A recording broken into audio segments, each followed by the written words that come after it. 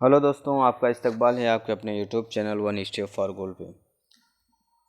दोस्तों, जो उर्दू तदरीस के उसूल हैं, जो उसमें आम उसूल हैं वो उसकी पहली वीडियो अपलोड है।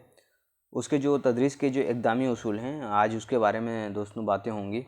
देखिए, ये उसूल मुअल्लिम के लिए है कि आप बच्चों पे किस तरीके से आप मौसर और दिलचस्प इफ़ेक्टिव लर्निंग आप कैसे कर सकते हैं बच्चों के साथ, यानी क्लासरूम में इफ़ेक्टिव लर्निंग कैसे कर सकते हैं। तो एक मुअल्लिम को ये सारे उसूल मालूम होने चाहिए कि आपको किस तरीके से इसको अंजाम देना है, या आप जो सब्जेक्ट पढ़ा रहे हैं, जो उन्वान पढ़ा रहे हैं, उसको आप किस तरीके से पढ़ाएंगे ताकि बच्चों को ज़्यादा से ज़्यादा सीख सकें, ताकि वो घबराएं नहीं, ताकि उनके लिए इल्म हासिल करना बोझ न लगे बल्कि आसान लगे, ताकि उनमें और वो ज़्यादा दिलचस्पी ले सकें।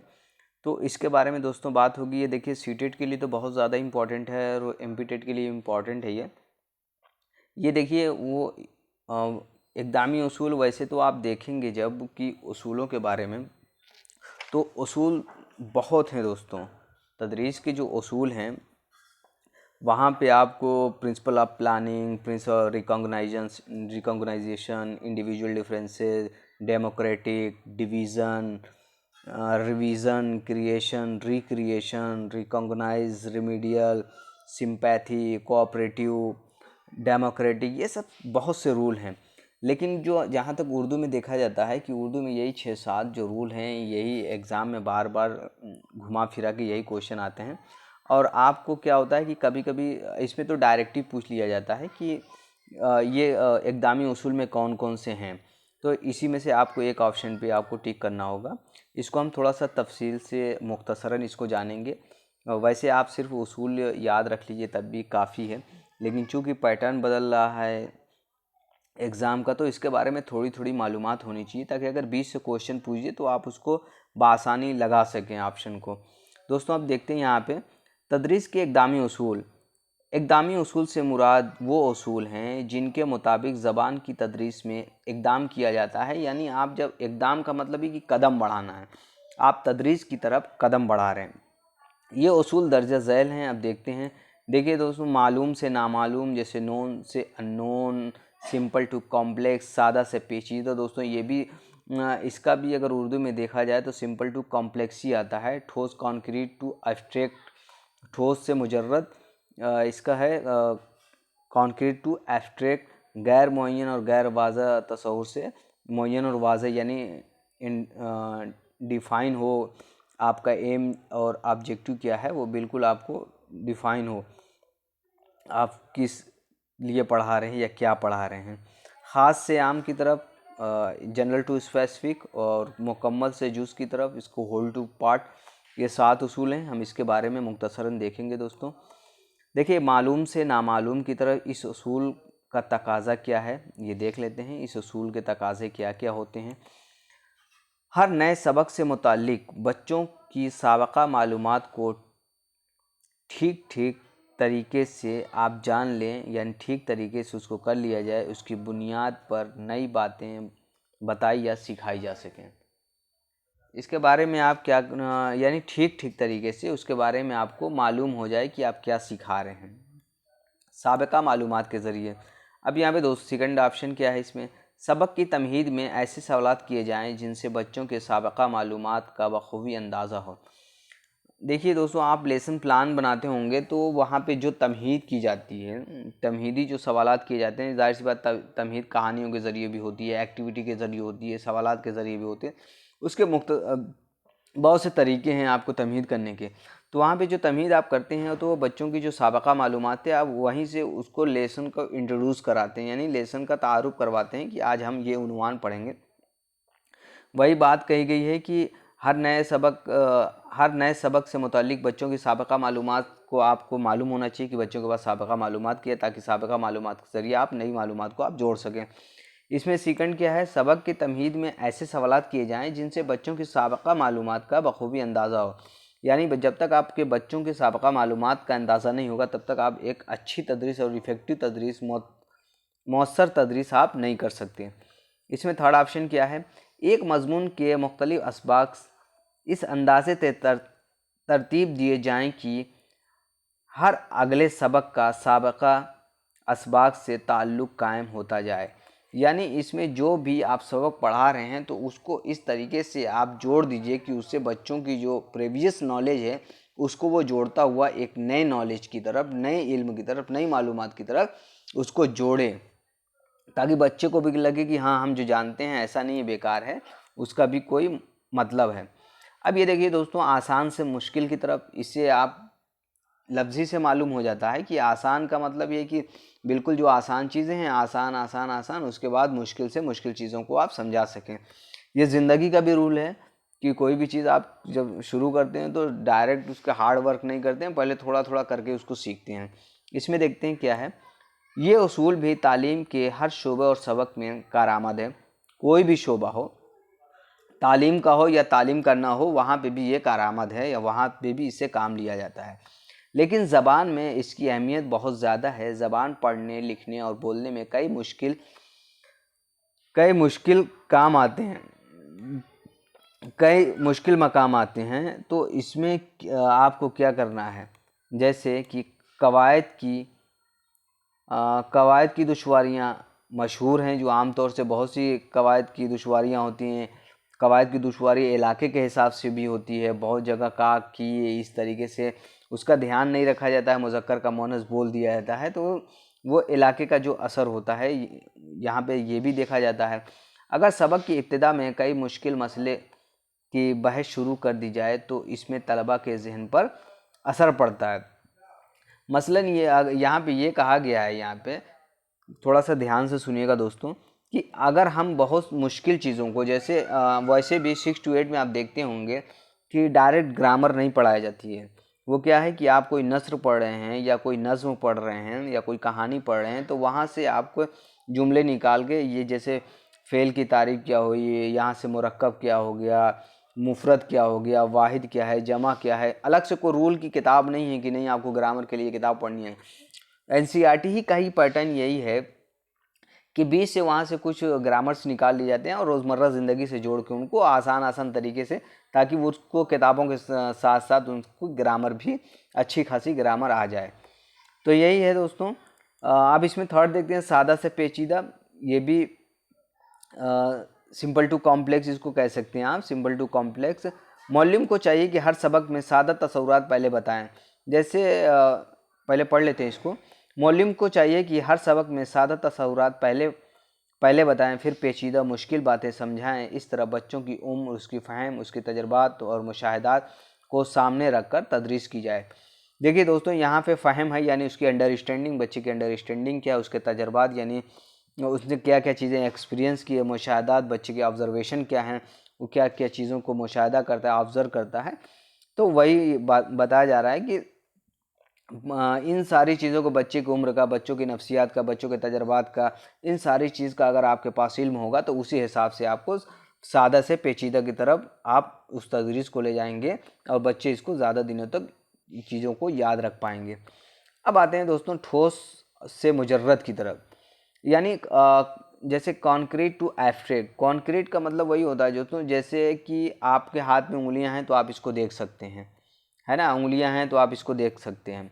और किसी चीज़ को, जैसे किसी चीज़, कोई ऐसी चीज़ है जिसको आप देख नहीं सकते, उसको महसूस कर सकते हैं। ये इसको यहाँ पे समझते हैं, आपको बखूबी समझ में आएगा, इसको पढ़ेंगे।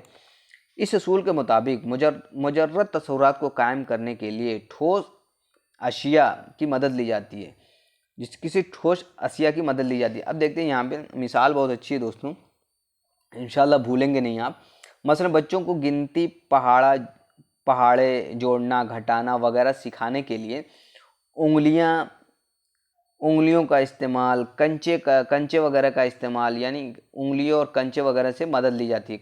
ये क्या है, कॉन्क्रीट है। इस चीज़ों का जैसे जोड़ना है तो आप उंगलियों की मदद से छोटी छोटी गिनतियों को आप जोड़ना सिखा सकते हैं।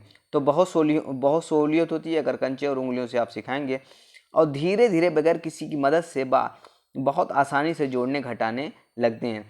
अब क्या करेंगे, अब जैसे उंगलियों से उनको जोड़ना आ गया, कंचे वगैरह से उनको जोड़ना आ गया, तो अब क्या करेंगे, अब कंचा नहीं होगा, वो उंगलियों के बगैर सहारे के भी बहुत जल्दी वो एब्स्ट्रैक्ट की तरफ चले जाएंगे, यानी मुजर्रद की तरफ वो चले जाएंगे। इसको आप लफ्ज़ को याद रखिएगा, ठोस से मुजर्रद की तरफ।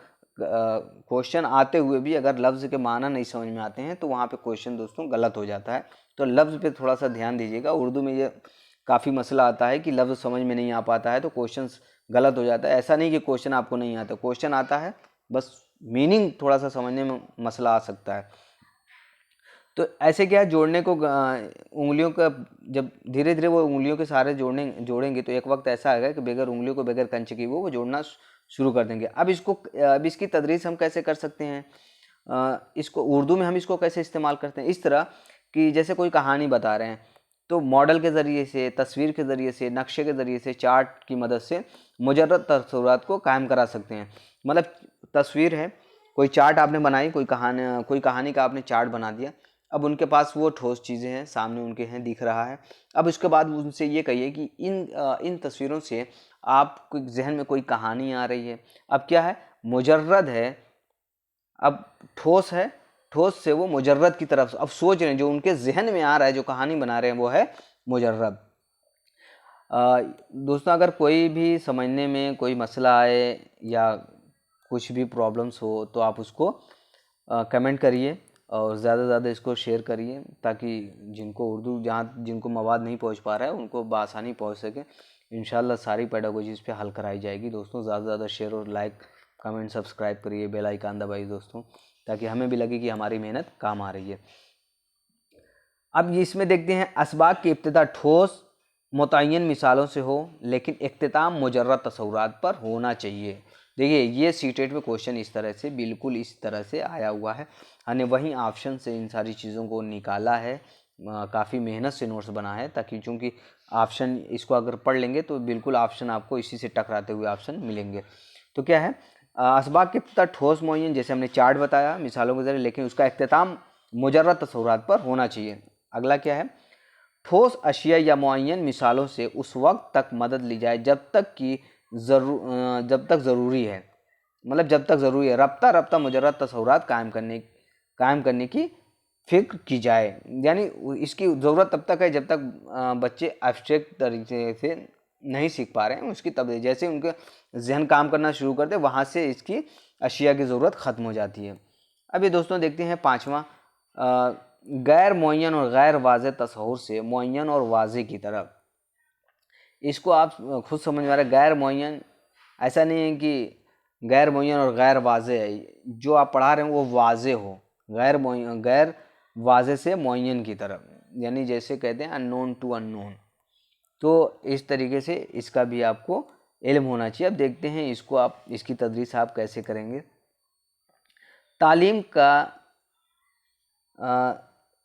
तालीम का सबसे बड़ा काम यह है कि तलबा के जहन में जो चीज़ों के मुताल्लिक जो मालूमात सतही, गैर वाज़ेह और गैर मुअय्यन हो, उनको तदरीसी अमल के ज़रिए मुअय्यन वाज़ेह तौर पर जहन नशीन करा दिया जाए।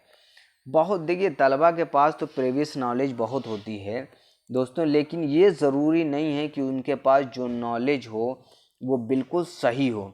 तो क्या है, आप उसकी नॉलेज को एक यकीन पैदा करने के लिए, एक वाज़े तसव्वुर के ज़रिए से उसकी नॉलेज को मजबूत करने के लिए आप इस तदरीस उसूल का आप इस्तेमाल करते हैं, क्योंकि बच्चों के तजर्बात व मुशाहदात नाकिस होते हैं। जाहिर सी बात है, उनके पास जितना जहन है, जितनी अक्ल है, वो उसी के हिसाब से चीज़ों का मुशाहदा करते हैं और उसी हिसाब से सीखते हैं। आप क्या करेंगे, आप अपने तजर्बात के ज़रिए से उन गैर वाज़े जो उनके नाकिस तसव्वुरात हैं उनको आप वाज़े और मुअय्यन बनाने की कोशिश करेंगे। अब ये कैसे करेंगे वो देखते हैं। तस्वीर के ज़रिए से नक्शा, चार्ट, तशरीहात वगैरह की मदद ली जाए। ये उर्दू ज़बान में चार्ट का तो इस्तेमाल बहुत ज़्यादा होता है। अब मंतिकी तरतीब और नफ्सियाती तरतीब, यानी लॉजिकल हो और साइकोलॉजिकल हो, उसकी तरतीब जो होती है, ये छठा उसूल है तदरीस का। अब ये देखते हैं, मुअल्लिम के लिए दो मसाइल बहुत अहम हैं। देखिएगा दोस्तों, बहुत इम्पॉर्टेंट है, क्या पढ़ाया जाए और किस तरीके से पढ़ाया जाए। ये क्या पढ़ाया जाए और किस तरीके से पढ़ाया जाए, इसमें देखिए एक तो लॉजिक लगी हुई है, दूसरा ये कि नफ्सियात लगा हुआ है कि बच्चे की नफ्सियात क्या है और हमारे पढ़ाने का लॉजिक क्या है, ये है। अब इसमें आगे देखते हैं। पहले मसले की बुनियाद पर उस्ताद के लिए लाजिम है कि मवाद तालीम पर गौर करें, यानी जो आप पढ़ाने जा रहे हैं, जिसका आप मंसूबा बना रहे हैं, पहले उस पर गौर करें और उससे कुछ इस किस्म की तरतीब दें कि एक चीज़ दूसरे से निकलती चली जाए। यानी जो आप पढ़ा रहे हैं ऐसा उसका ऐसी तरतीब दीजिए उसको कि एक चीज़ से दूसरी चीज़ निकल आए। जैसे आप वो स्पेसिफिक ऑब्जेक्टिव जब बनाते हैं आप, तो एक स्पेसिफिक ऑब्जेक्टिव को कंप्लीट हो जाने के बाद जब दूसरा आप मकासद खुसूसी स्पेसिफिक ऑब्जेक्टिव की शुरुआत करते हैं, तो पहले ऑब्जेक्टिव से कुछ सवालात करते हैं जिसको इर्तिकाई सवालात कहते हैं, डेवलपमेंटरी क्वेश्चन कहते हैं। यहाँ वहीं पे बात की जा रही है। वहाँ पे भी मंतिक लगता है कि जब आपके बच्चों को किस तरीके से नए ऑब्जेक्टिव से आशना कराया जाए। और आगे देखते हैं। और मवाद तालीम की तमाम छोटी छोटी कड़ियों में बाकायदा तसलसल और रब्त होना चाहिए। बिल्कुल तसलसल और रब्त होना चाहिए। ऐसा ना हो कि एक कड़ी कहीं की और दूसरी कड़ी कहीं की हो, बल्कि दोनों में एक रब्त होना चाहिए। इसमें तलबा की दिलचस्पी बनी रहे और इस तरीके से अगर पढ़ाएंगे तो जाहिर सी बात है तलबा की दिलचस्पी भी बनी रहेगी, उनके जहन पे बोझ भी नहीं होगा। यही तरतीब मंतिकी कहलाती है। दोस्तों, ये रहा तदरीस के इक़दामी उसूल। अगर आपको कहीं पे कुछ समझने में मुश्किल आए तो आप उसको कमेंट करिए, इसको और अच्छा बनाया जाएगा। हालांकि बहुत प्रोफेशनल नहीं हो पा रहा है, लेकिन अगर सब्सक्राइबर बढ़ेंगे और आपकी डिमांड बढ़ेगी तो इंशाल्लाह इसको किया जाएगा। और अगर सब्सक्राइबर बढ़ जाते हैं, अच्छे खासे लोग अगर इसको देख रहे हैं, तो इसका प्रैक्टिस सेट कराया जाएगा अगर ज़रूरत लगेगी तो। ये आपकी ज़िम्मेदारी है कि आप इसको ज़्यादा से ज़्यादा शेयर करिए उन लोगों तक जो उर्दू ले। देखिए MP टेट का भी सिलेबस अपलोड है, वहाँ देखिए 15 नंबर की पेडागोजी साफ साफ लिखा हुआ कि 15 नंबर की पेडागोजी आएगी और बाकी जो है इक़्तिबास से आएगा, ग्रामर से आएगा और यहाँ की जो किताब है वहाँ से क्वेश्चन आएगा। और अगर आपको चाहिए कि MP टेट का जो पेपर है वो अगर आपको चाहिए तो बिल्कुल उसको कमेंट करिए ताकि उस पेपर को अपलोड किया जाए।